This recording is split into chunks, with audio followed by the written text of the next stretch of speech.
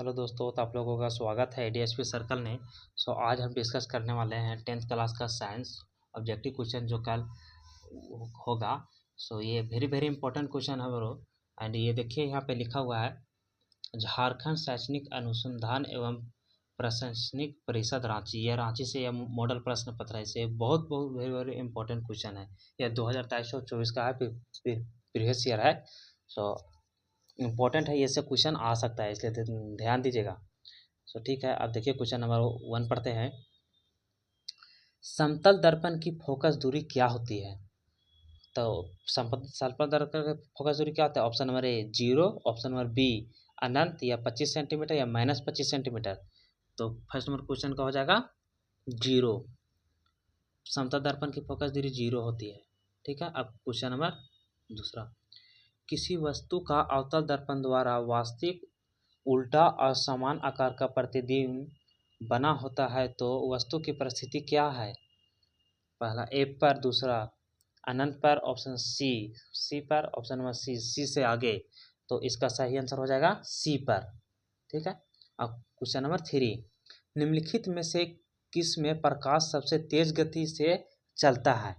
तो option number ए तेल में, पानी में, वायु में, कागज में। तो यहाँ पर दोस्त अपने से भी दिमाग लगा सकते हैं। तेल में तो प्रकाश जल्दी, लाइट जो है वो तो जल्दी तेज गति करेगा नहीं, पानी में भी नहीं, सबसे ज़्यादा वायु में। ठीक है, यदि अगर पूछता कि प्रकाश का वायु में इसका गति क्या होता है, तो इसका होता है, देखिए इसका होता है वायु में 3 इंटू ये गलत है, इसका होगा 3.8 इंटू 10⁻⁻8 मीटर पर सेकेंड हो जाता। क्या हो जाता दोस्त? मीटर पर सेकेंड। इधर से सेकेंड छूट जा रहा है लिखना, आप लोग लिख लीजिएगा। अब क्वेश्चन नंबर 4 देखते हैं। एक लेंस की क्षमता -4 है, उसकी फोकस दूरी क्या होगी? 4 मीटर, -40 मीटर, -0.25 मीटर, या -25 मीटर। तो इसका सही आंसर हो जाएगा क्वेश्चन नंबर 4 का -0.25 मीटर।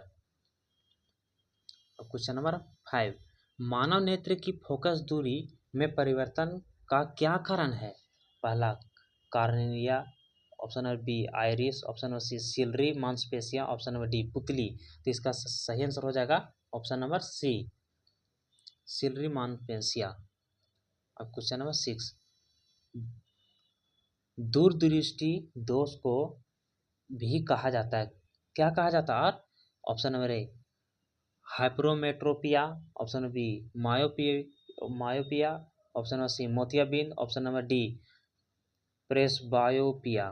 तो इसका ऑप्शन नंबर ए सही हो जाएगा, हाइपरोमेट्रोपिया।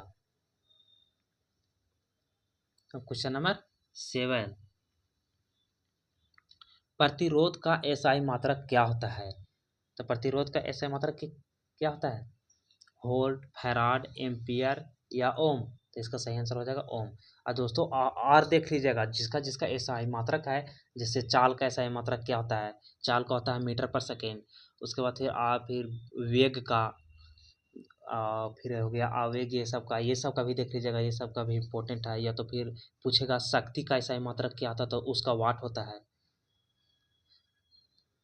अब 8 नंबर क्वेश्चन, टंगस्टन का उपयोग निम्नलिखित में से किसमें किया जाता है?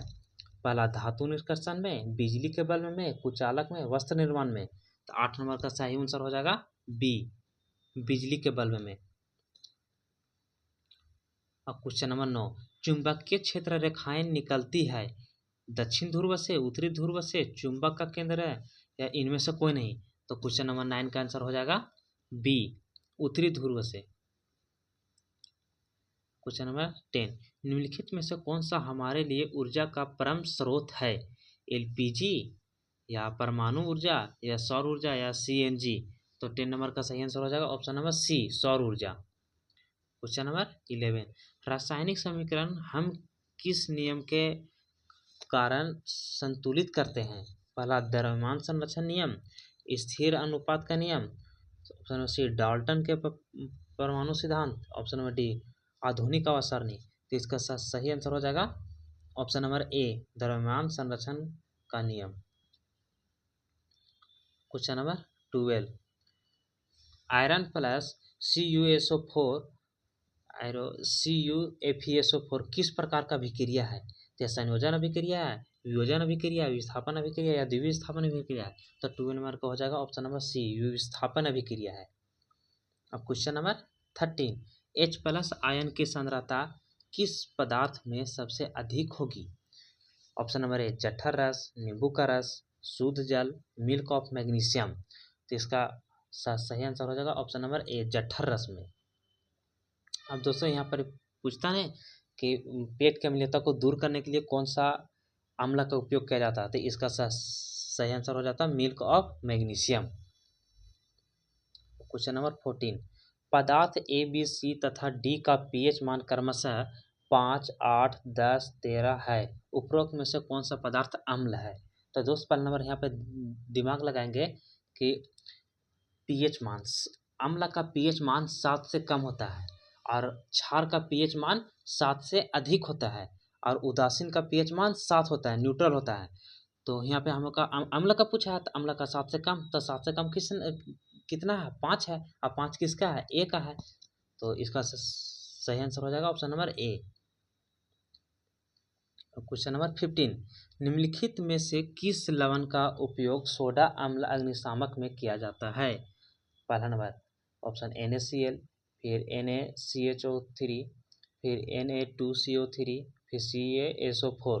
तो इसका सही आंसर हो जाएगा 15 नंबर का B, option number B, sodium bicarbonate. अब क्वेश्चन नंबर 16, निम्नलिखित में से कौन सा उभयधर्मी ऑक्साइड है? पहला CO2, option number B Al2O3, option number C Na2O3, option number D Fe3O4। तो इसका सही आंसर हो जाएगा ऑप्शन नंबर बी Al2O3। अब क्वेश्चन नंबर 17, दिए गए तत्वों के इलेक्ट्रॉनिक विन्यास में कौन सा उत्कर्ष गैस का इलेक्ट्रॉनिक विन्यास है? 281, 287, 28, 285। तो इसका सही आंसर हो जाएगा 28, ऑप्शन नंबर सी। अब 18 नंबर क्वेश्चन, निम्नलिखित में से कौन सा असंतृप्त हाइड्रोकार्बन है? CH4, C2H6, C2H2, C4H10। पहला दोस्त यहाँ पर हम लोग ध्यान रखेंगे कि असंतृप्त हाइड्रोकार्बन किसे बोलते हैं? तो असंतृप्त हाइड्रोकार्बन उसको बोलते हैं जो दो पदार्थ के बीच का, मतलब कि दो तत्व के बीच का जो बॉन्ड होता है वो डबल हो या ट्रिपल होता है, उसे असंतृप्त हाइड्रोकार्बन बोलते हैं। और दो तत्व के बीच में जो सिंगल बॉन्ड होता है उसे संतृप्त हाइड्रोकार्बन बोलते हैं। अर्थात संतृप्त हाइड्रोकार्बन का फॉर्मूला होता है CN यहाँ तो अच्छा से लिखा नहीं पा रहा है, CnH2n+2 होता है। ठीक है, ये हो गया अल्केन का। अब एक होता है अल्कीन का। देखिए संतृप्त वाला जो होता है उसका होता है CnH2n, यह हो गया अल्कीन का। अब फिर देखते हैं अल्काइन का, जो असंतृप्त दोनों होता है, अल्कीन और अल्काइन। इसका होता है CnH2n-2। ठीक है, अब इसके अनुसार यहाँ पर आप निकाल सकते हैं, तो आप निकालेंगे तो इसका सही आंसर हो जाएगा कौन सा? यहाँ पर हम लोग का असंतृप्त हाइड्रोकार्बन पूछा था ना, तो इसका सही आंसर हो जाएगा ऑप्शन नंबर 18 का सी, C2H2। ठीक है दोस्तों, अब क्वेश्चन नंबर 19, HCHO अर्थात इसका नाम है, ओल्ड नेम जो होता है इसका होता है एसिटल्डिहाइड। देखिए दोस्तों, ये जो HO है ना, CHO या एल्डिहाइड का ग्रुप है। यही अगर OH रहता ना तो यह अल्कोहल का हो जाता। और यहाँ पे देखो कि क्या पूछा था, एसिटल मतलब HCHO में कौन सा प्रकार्यात्मक समूह है? तो ये तो अल्कोहल का तो है नहीं, कीटोन का भी नहीं है, एल्डिहाइड का है। अब देखो हम बोल रहे थे ना एल्डिहाइड, CHO जहाँ पे आ गया तो यह एल्डिहाइड का है। ठीक है, और फिर बोलता कार्बोक्सिलिक एसिड, तो कार्बोक्सिलिक एसिड का फॉर्मूला का जो जानता है, COOH हो जाता है। अगर जहाँ रहता तो कार्बोक्सिलिक एसिड मारते हैं। अच्छा, कीटोन बोलता तो कीटोन का तो फार्मूला होता है, कीटोन का फार्मूला थोड़ा सा माइंड से निकल रहा है दोस्तों, लेकिन कीटोन का अच्छा अल्कोहल का होता है, तो इसका तो होता है OH, और कीटोन का थोड़ा सा बताते हैं थोड़ा। कीटोन का होता है CrO होता है। क्या होता है? CrO होता है। ये कीटोन का होता है CrO। ठीक है। अब next number question, question number 20, दिए गए तत्वों में किस तत्व में संयोजी इलेक्ट्रॉनों की संख्या लिथियम के बराबर होगी? ऑप्शन नंबर ए मैग्नीशियम, कैल्शियम, पोटेशियम या एल्युमिनियम। तो क्वेश्चन नंबर 20 का ऑप्शन नंबर सी हो जाएगा सही, पोटेशियम। और दोस्त यहाँ पर ये भी पूछ सकता है कि वैसा कौन सा तत्व है जो मतलब कि कमरे के तापक्रम में पाया जाता है, तो यह पोटेशियम हो जाएगा। ठीक है, नहीं तो पोटेशियम नहीं, इसका पारा आंसर हो जाएगा। और ये फिर यहाँ पर एक और क्वेश्चन बन सकता है, वैसा कौन सा पदार्थ है जिसे चाकू से काटा जाता है? तो वो कौन कौन सा, एक ठो पोटेशियम और एक ठो सोडियम है। ठीक है, यहाँ पे दो क्वेश्चन ये भी इम्पोर्टेंट है, सोडियम जिसे चाकू से काटा जाता है। अब क्वेश्चन नंबर 221 देखते हैं, अमीबा में किस प्रकार का पोषण होता है? पहला परजीवी पोषण, सपोषी पोषण, मृतजीवी पोषण, फिर प्राणी संभोजी पोषण। तो 21 नंबर का हो जाएगा ऑप्शन नंबर डी, प्राणी संभोजी पोषण। अब क्वेश्चन नंबर 22, श्वसन प्रक्रम में ग्लूकोज से पायरावेट का विखंडन कहाँ होता है? पहला कोशिका द्रव में, माइटोकॉन्ड्रिया में, हमारी पेशी में या ईस्ट में। तो 22 का सही हो जाएगा option number B, option number B. और दोस्तों अगर देखेंगे 220 नंबर 1 का क्या सही मार्क है, इसका मार्क है यह सही है, प्राणी संभोजी पोषण नहीं होगा।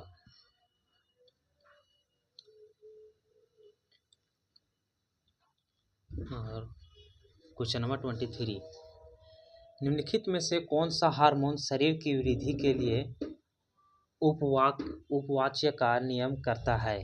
तो ऑप्शन नंबर ए वृद्धि हार्मोन, इंसुलिन, टेस्टोस्टेरोन, फिर थायरॉक्सिन। तो 23 का सही हो जाएगा ऑप्शन नंबर डी, थायरॉक्सिन। अब क्वेश्चन नंबर 24, मानव में सभी अनैच्छिक क्रियाओं का नियंत्रण कहाँ होता है? पहला परम मस्तिष्क में, मध्य मस्तिष्क में, हाइपोथैलेमस में या मेडुला में। तो 24 का सही आंसर हो जाएगा डी, मेडुला में। अब क्वेश्चन नंबर 25, दिए गए चित्र किस प्रकार के जनन को प्रदर्शित करता है? तो ये जो चित्र है यह किस प्रकार का जनन को प्रदर्शित करता है? पहला विखंडन, ऑप्शन नंबर बी खंडन, ऑप्शन नंबर सी पुनरुद्भवन, फिर ऑप्शन नंबर डी मुकुलन। तो 25 का सही आंसर हो जाएगा सी, पुनरुद्भवन। क्वेश्चन नंबर 26, मनुष्य में निषेचन कहाँ होता है? अंडवाहिका में, शुक्रवाहिका में, गर्भाशय में या योनि में। तो 26 का सही आंसर हो जाएगा ए, अंडवाहिका में। अब क्वेश्चन नंबर 27, किसी जीव में कोई गुण प्रभावित होता है? केवल पिता के डीएनए से, केवल माता के डीएनए से, पिता और माता के दोनों डीएनए से, ना पिता के डीएनए और ना माता के डीएनए से। तो इसका सही आंसर हो जाएगा 27 नंबर का सी,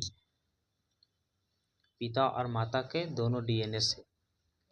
क्वेश्चन नंबर 28, नाभिकीय विद्युत संयंत्र शक्ति संयंत्र में किस प्रक्रिया से ऊर्जा मुक्त होती है? नाभिकीय संलयन, नाभिकीय विखंडन, जल का विद्युत अपघटन, चंद्रमा के गुरुत्वीय खिंचाव। तो 28 का सही हो जाएगा ऑप्शन नंबर बी, नाभिकीय विखंडन। क्वेश्चन नंबर 29, हरे पौधों की पत्तियां प्राप्त होने वाले सौर ऊर्जा का कितना प्रतिशत भाग खाद्य ऊर्जा में परिवर्तित करने में खर्च करती है? Option number 1%, option number B 10%, 100%, 0.1%। तो 29 का सही हो जाएगा option number A 1%। 30 number question, last number question, निम्नलिखित में से किस पदार्थ का प्रयोग करना पर्यावरण के लिए सबसे अधिक लाभदायक होगा?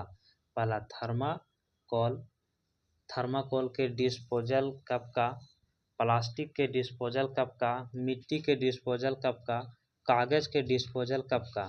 तो 30 का हो जाएगा ऑप्शन नंबर डी, कागज के डिस्पोजल कप का। धन्यवाद दोस्तों, बने रहिएगा नेक्स्ट वीडियो में, फिर आपको इन्फॉर्मेशन कुछ न कुछ जाता रहेगा। और मैं आशा करता हूँ कि आपका एग्ज़ाम अच्छा जाएगा, कल लास्ट एग्ज़ाम है। ठीक है।